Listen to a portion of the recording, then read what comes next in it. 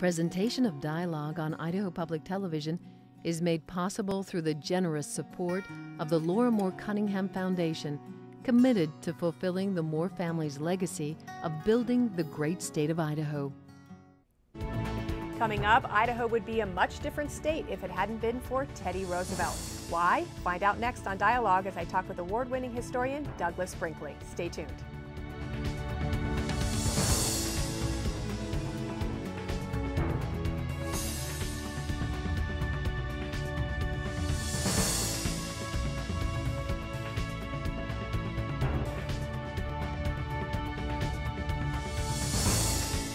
Hello and welcome to Dialogue. I'm Marcia Franklin.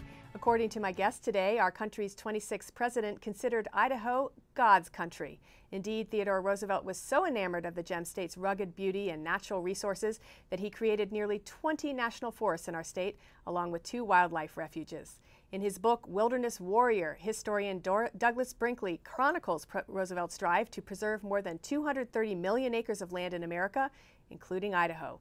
Those national forests, national parks, and wildlife refuges, argues Brinkley, are Roosevelt's greatest legacy, one that distinguishes America from every other country in the world. Now, Dr. Brinkley, a professor at Rice University in Houston, is no stranger to writing about presidents. He's edited the diaries of Ronald Reagan and has written books on both Gerald Ford and Jimmy Carter. Current events have caught his attention as well. A former professor at Tulane University in New Orleans, Professor Brinkley was so deeply affected by Hurricane Katrina that he took time off from writing his book about Roosevelt to pen The Great Deluge. That book examines the devastation wrought not only by Hurricane Katrina, but also by the human errors before and after that disaster. It was the recipient of the Robert F. Kennedy Prize and a finalist for the Los Angeles Times Book Award. A believer in making history come alive, Professor Brinkley has written about his many trips across the country with students in his so-called magic bus to visit historic sites and meet the people who have contributed to the fabric of our country. Now, those are just 3 of the more than 20 books Professor Brinkley has authored or edited, several of which have landed on the bestsellers list. One thing he's not, though, is journalist David Brinkley's son, although interestingly enough, David Brinkley's son, Alan Brinkley, is an accomplished historian in his own right. Now, Professor Brinkley is in Idaho for the annual Idaho Humanities Council Distinguished Humanities Lecture, and we appreciate that organization and Dr. Brinkley for finding time in his schedule to stop by the studio. Welcome. Thank you for having me. And one note before we begin, as this is a taped program, there will be no phone calls. Well, I just mentioned some of your books. Before we start talking about the one, The Wilderness Warrior, how do you do it all? Either you don't sleep, you write really fast, you've got good assistants, or you really schedule your time appropriately. Well, my mother and father were high school teachers, so when I grew up as mainly in Ohio, we had the summers off, so we had a 24-foot Coachman trailer. I first came to Idaho as a boy camping, and we'd go all over the West, and so I fell in love with our national parks and national forests. I knew when I was about 10 or 11 that I wanted to teach history. Wherever we'd go, we'd visit presidential libraries or the home of well-known people, and I'd collect pamphlets. And so it's my love. I wake up every morning excited to work on the book that I'm doing. I enjoy writing. I have a saying, no pages equal a bad day. I like to write about 5 or 6 pages a day because the art of writing history and getting into means I'm getting more intensely into the information. And so it comes pretty easily to me. Now, with that said, I'm not very good at technical things. I can't fix a broken down car. I'm not very good at doing chores around the house, but I've created a life. I once was an antiquarian and still am book collector. So my field is books. And so it's not just writing them or reading them, and I think the reading part gets missed a lot. In order to write a book like The Wilderness Warrior, you have to read a lot of material just to get to the writing process, right. But the writing's easy. Well, you must not sleep very much, so. I do about 5 hours, but I'm like Theodore Roosevelt. TR drank a gallon of coffee a day, and I'm close to him. Well, let's talk about The Wilderness Warrior, the book on Roosevelt. I'm sure you've been asked this before, but there have been some excellent books on President Roosevelt, Theodore Roosevelt already. Why did you want to contribute to this man's history, to contribute another book? I felt there was a gigantic opening in writing about Theodore Roosevelt and conservation because from the time of the Civil War until World War I think TR is setting aside 234 million acres of land, of wild America for future generations, was the biggest thing that happened in the United States. The other big thing is the birth, really, of the modern corporation. So I take it from a federal government point of view, what Roosevelt did was astounding. And it's just not covered. I mean, you have great Roosevelt biographers like Edmund Morris and David McCullough, who I honor their books and love them, but nobody took on this sort of approach. And I started going into all the archives of the National Park Service, U.S. Fish and Wildlife, which Roosevelt really created. I mean, he created today we have 500 wildlife refuges, and this is the great gift TR gives the United States to save all of our species. And so I found all this new information, but more importantly, the only way to understand Theodore Roosevelt is to realize he's a Darwin ideologue. Now, many people have written about social Darwinism and Roosevelt's sense of, America being number one and this, applying it to great powers. But he was a ornithologist, zoologist, and graduated from Harvard as a naturalist. And so Darwin is a big part of his life. We saw some early pictures of him. This passion he had for animals and the natural life started very, very early. And we have to say that he really was a scientist. He was an expert. I mean, he was a politician. We see him here, excoriating, but really he had a love for science and really was schooled in it. His father, who I think is the best presidential father, Theodore Roosevelt's dad, Theodore Roosevelt Sr., was the founder of the American Museum of Natural History in New York. His uncle, Robert B. Roosevelt, his father's brother, TR's uncle, was the greatest conservationist in America in the 1860s, 1870s, or one of two or three greats. He wrote the best book on Lake Superior, Uncle Rob. He wrote a book on the waterfowl of Florida. Now, it was mixed with hunting and fishing, but his Uncle Rob ran for Congress one time to create a fish hatchery and got elected to U.S. Congress. So it was in the Roosevelt family conservation, but young TR took to it as a boy. And the first written document we have in his handwriting of Theodore Roosevelt's about birds, and on his deathbed, he's writing a book review of William Bebe's book on pheasants. So he is a lifelong hunter, but also a taxidermist, ornithologist, and all-around faunal naturalist.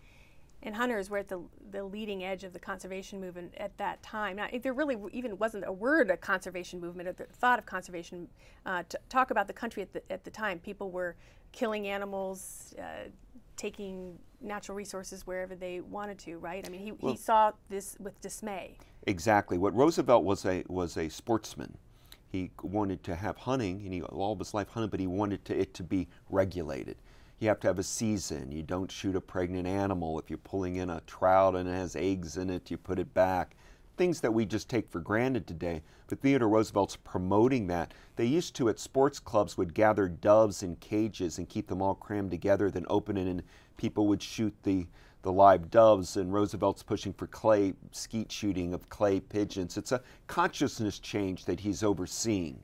So, and people were just killing birds rampantly just to have a feather in their hat, right? Well, during the so-called Gilded Age, but in the late 19th century, early 20th century, every woman would be carrying a hat and it'd have an ornamental feather. Some women would even have a dead hummingbird on it. And what happens if, like, a bird's here in Idaho, they'll fly down to Florida and they go on these rookeries, these rocks offshore. And so people with motorboats could come up, and they don't leave their eggs because they're nesting, and they would gun down an entire rookery of heron or egrets, and then they'd have rotting birds, and they would steal the feathers. So Roosevelt uses the federal government as president in 1903 to say, no, we're going to create federal bird reservations, and he ends up creating 51 of them. And two of them here? Two of them here in Idaho. Let's talk about Idaho and Idaho's role in kind of, we see some pictures of those refuges. Let's talk about Idaho's role on Teddy Roosevelt. He came to the Selkirk Mountains in 1888 to hunt caribou. Like many, he found them very elusive. And I love the line in your book that he said the eeriness of the area made him realize how people could believe in elves and other beings of an unseen world. But Idaho really had an effect on Theodore Roosevelt to the point where when he had the chance, he created, we have a map, he created something like 18 national forests right here in Idaho. Well, something about Idaho really affected it him. really did. Well, first off, remember his base as a ranch was Medora, North Dakota, which is the very western North Dakota boundary. It's almost on Montana. In fact, he shot his buffalo. His famous buffalo hunt was in Montana. But he fell in love with Idaho. He came up here, and as anybody watching this in state knows how beautiful the country is, and he got to experience it in a time when there weren't a lot of roads and it was much wilder area. And so he became determined that he was going to create a green belt, save today what you call wilderness and places, but he wanted to make sure that this was passed on, what he would say wild Idaho was passed on to our children's children, that you may be poor, may not have much money and live in Boise or Pocatello, but at least when you die and you know your children are going to get to experience the wild country of Idaho, and it had to be protected. Now, how did he do this? I mean, there was this crowded hour where he created 45 reserves in one day, and in your book you said he just basically said, "I do so declare," and he created all these refuges and forests and stuff. How is he able to get away with that nowadays to create wilderness? And we're going through this situation in Idaho. It's back and forth for years sometimes on this issue. Well, Roosevelt defined himself as a Western man. He became a cowboy. They used to call him the cowboy president, even though he was an aristocrat from New York. He refashioned himself almost as a Buffalo Bill-like Western figure, except he was for the white hat, for the ranger, for protection, for the federal government coming in and saying no to... But how could he do it without any objection? Because he had so much power. He got in and he saw Lincoln liberated the slaves with an Emancipation Proclamation, using strong executive power, just did away with slavery. It wasn't a congressional vote on slavery. Lincoln's did the emancipation. He thought saving our natural resources were so important, so he started using executive orders. Now, he went through Congress for some. Crater Lake National Park, Roosevelt, is a Roosevelt Park. He went through Congress. Mesa Verde in Colorado, they're there. But when stymied, he just used executive orders, and famously on a July 1st, 1908, he just did a spat of them that are here in Idaho, right when Congress was about ready to stop him from doing it. Gifford Pinchot and him just did it and said, fait accompli, we'll let them debate it later. You wouldn't be able to get away with that now, but the West was very wild back then. It was barely mapped, some of these areas. And remember, Arizona, New Mexico, Oklahoma, just for example, also Alaska, Hawaii, places Roosevelt saved a lot, they were territories with no U.S. senators. So where he got the most blowback was from Washington, Oregon, Colorado, and Idaho, where some of the politicians were livid. They loathed TR, but what he would do is come out here. He'd come to the Rockies as president and get lost and bring his gun with him and say, I'm going to shoot a bear while I'm saving the national forest. So he was a genius at showing himself as a true outdoor man. And many of the first rangers were military people, and they weren't feds coming into Idaho. He would hire Idaho people who were beloved because they were military heroes. Although sometimes it was a dangerous job, the people who ran the National Wildlife Refuges. There was basically a feather mafia down in some of those places where they would in kill Florida, them to get the first four, he deputized 4 bird protectors for USDA, Department of Agriculture. 2 were murdered because a lot of people didn't like federal employees telling them what to do. And they still don't today in Idaho. Many people would look at these national forests and maybe the bureaucracy that's come up around them and the management and say, these should not be federal lands, these should be state lands. What do you think he'd think of this argument today? Completely and utterly disagree with it. He was about a strong federal government because he thought America had to be passed down. And you couldn't do it by state, but a key point I'm making here is he wanted the rangers, the protectors, the game wardens to come from Idaho. It would just be that it would be part of a federal system. And you know why? Because animals don't know state lines. Birds, you can't have, if you're going to save birds, you can't have a great Idaho bird protection program and have them slaughtered when they migrate down to Florida. So birds by nature are being migratory, and animals have wildlife corridors. The antelope at Yellowstone have to go to Nevada. If you do it by state, the species won't survive. And Roosevelt saw animals exterminated. There used to be 1 billion passenger pigeons in America. The last one died, Marfa, in a zoo in Cincinnati in 1913. He kind of almost saw animals as some of his constituents, didn't he? He did, and he saw that when he particularly charismatic animals, something like elk and antelope and deer. He wanted to make sure that they stayed there and to hunt. I mean, he is a pro sportsman person, but he just thought that what it was, if you might live in Boise in the city, but shouldn't you be able to go out and get lost in the wild? And for Roosevelt, wilderness was America. It was what defined us. He had climbed to the top of the Matterhorn in Switzerland, went to the very top, saw no animal life. And he came back and said how atrocious. Europe has shot up all their game. Here in the United States, let's keep the fish in our streams. Let's keep our woods filled with wildlife, because beyond it's a wildlife resource to pass on, it adds to our life. Who wants to be in Idaho when there's not a single bear? It's part of the fun of the wild is the thought of bear life. I have to ask you maybe a side part of this. I noticed online that the African American Environmentalist Association says, although we acknowledge Roosevelt's contributions to conservation, we reject him as any kind of hero because of his racism. Yeah, well, I didn't know about that quote, but that's, I do not consider Theodore Roosevelt racist. In fact, I find him as the leader of progressive movement, probably the least. I mean, he invited Booker T. Washington to the White House to dine with him, and he paid a terrible cost for that in the South with Governor Vardman of Mississippi. He went on a famous bear hunt in the Mississippi Delta, and his guide was Holt Collier, an African American. When he died, W.E.B. Du Bois, and I would ask this group to pull it up, W.E.B. Du Bois, the head of the NAACP, said Theodore Roosevelt was the greatest friend we've ever had. So this is kind of a revisionist history that comes out because Roosevelt, in his winning of the West, wrote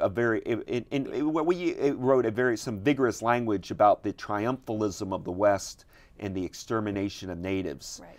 And even though he was a civil service commissioner, did more for Native Americans than anybody, some of that language haunts Roosevelt. But you can't do presentism. You can't take a today's view of race and transport it back.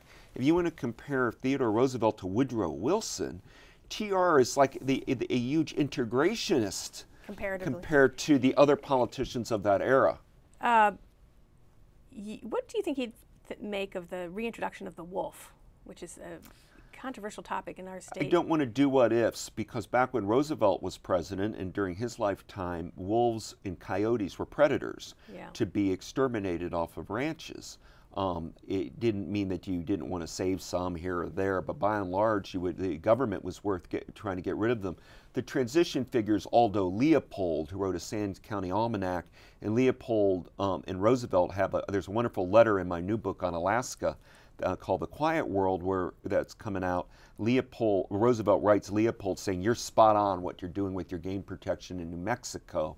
And Leopold shot a wolf and then felt bad watching it extinguished, and he started realizing you needed the wolves if you're going to have an ecosystem. You needed the wolves to manage the big game. So that was kind of the transition point. Yeah, and so I don't know. My guess is Roosevelt would have been for a very progressive wolf repopulation, but I don't want to definitively say that because he wasn't around. You mentioned your book that's coming out on Alaska called The Quiet World. This is part then of what I understand is perhaps a quartet of books that you're writing on the American conservation movement? I'm calling it The Wilderness Cycle, and the first one's The Wilderness Warrior on TR, and my story in The Wilderness Warrior ends in 1909 when Roosevelt goes off to Africa. I pick up now really with that story, but I go back to John Muir in The Quiet World and the glaciers, and when he first went into Glacier Bay and felt God in the glaciers. And incidentally, there's a great religious feeling in the saving of these places. Many people find God in glaciers or in beautiful scenic views of America. And I end the book in 1960, The Quiet World, with Dwight Eisenhower setting aside what's known as the Arctic Refuge. Ike, as president, before he left office, wanted Antarctica demilitarized and created our great wildlife reserve. It's called ANWR by the oil industry today. They found a lot of oil there in the 60s, but it was created in 1960 and is today our great birding area. It's where the polar bear den, it's where our caribou herd are. And of course, our former governor, Cecil Andrus, when he was head of the Department of Interior, had a hand in... he's one of our great secretaries of Interior. I'd put him in one of the 3 or 4 most important secretaries of Interior in American history. And he had a hand in preserving parts of Alaska. I want to talk a little bit about your other books. You really got interested in Roosevelt when you went to the Badlands, with the Magic Bus in 1992 with your students, and that was a bus that took students across the country, and you stopped in Medora, which you've mentioned, and started getting fascinated with Roosevelt. Talk about the Magic Bus project and why this living history, taking students across the country, was so important to you. Well, I just was, when I was in college, I did a semester at Oxford one, and I did a semester in Edinburgh.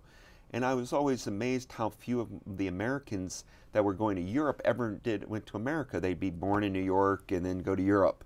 And I thought we needed to have a kind of American studies class, but America's such a large country, you've got to do it on wheels. And plus the on-the-road, the tradition is so big in America. So I got a bus, I called it the Highway Hotel, and students would get college credits living on my bus. And we'd go all over America, including to Idaho.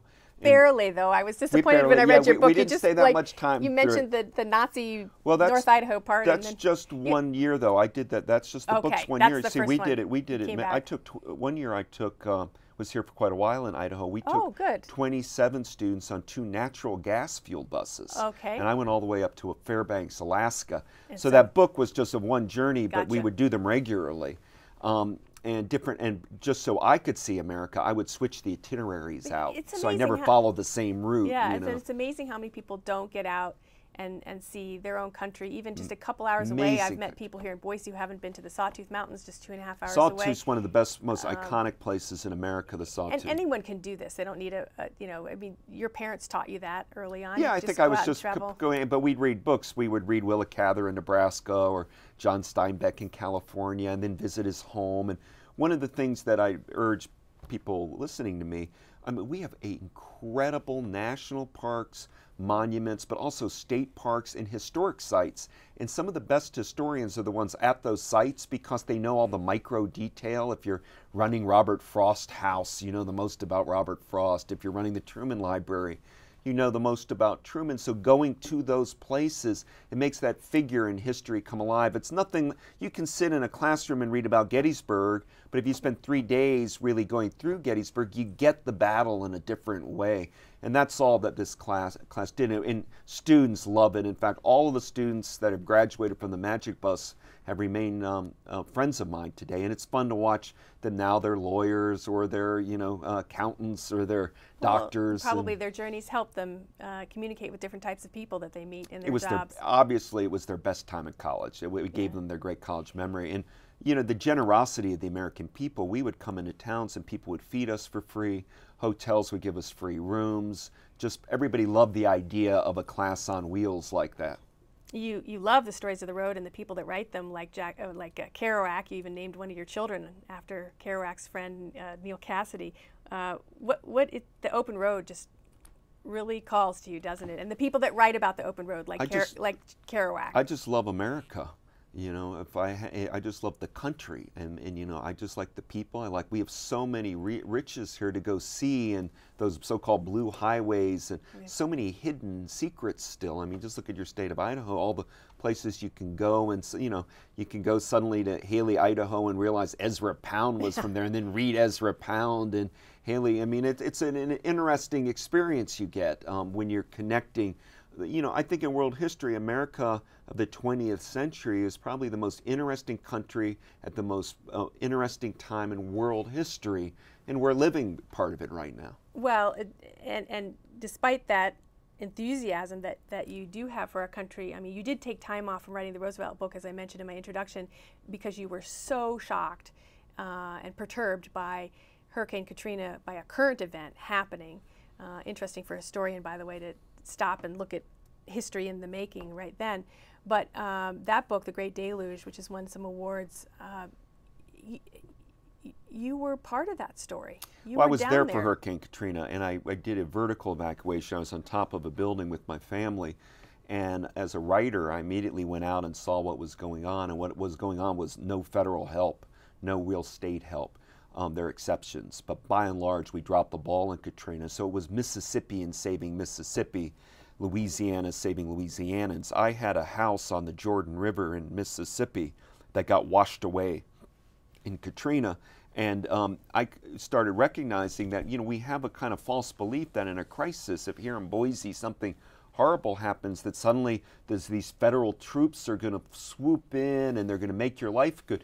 So it really convinced me of the power of localism. Make sure your local emergency operation, the first responders are what count, because if you're trapped in a building, you're going to need a first responder. So mayors are important because mayors run emergency operations centers. So you don't want to be fluky picking a mayor. You want somebody who's a crisis manager. Right, and we have very little time left. I just want to ask, you were very critical of the mayor of New Orleans, very critical of the president of the United States of America, and have been as a CBS commentator.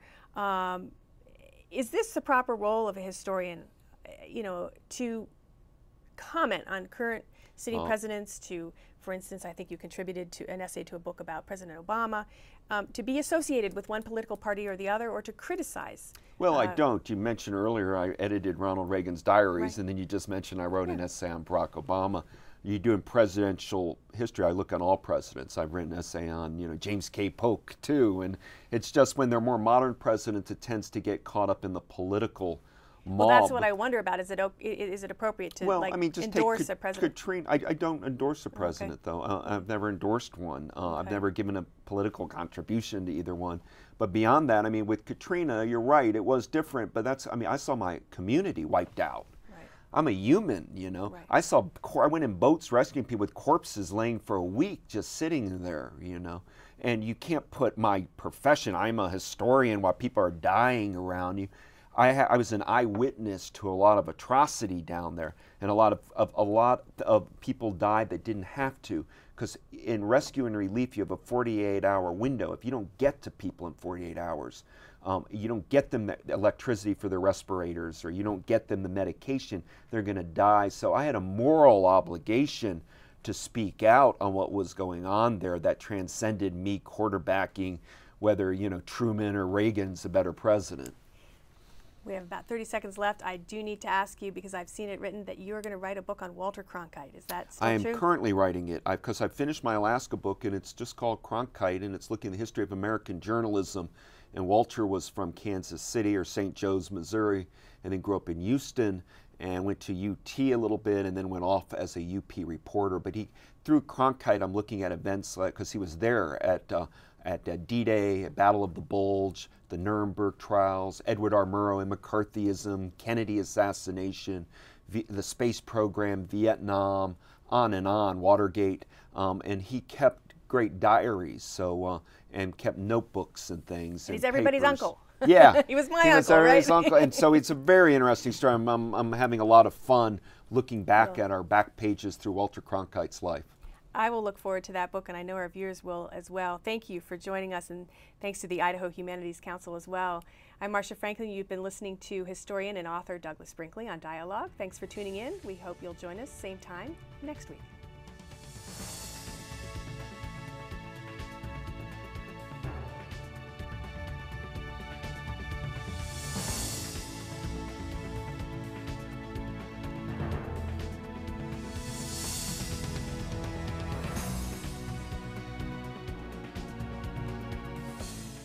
Presentation of Dialogue on Idaho Public Television is made possible through the generous support of the Laura Moore Cunningham Foundation, committed to fulfilling the Moore family's legacy of building the great state of Idaho. To order a copy of this program from Idaho Public Television, call our toll-free number or visit us on the World Wide Web.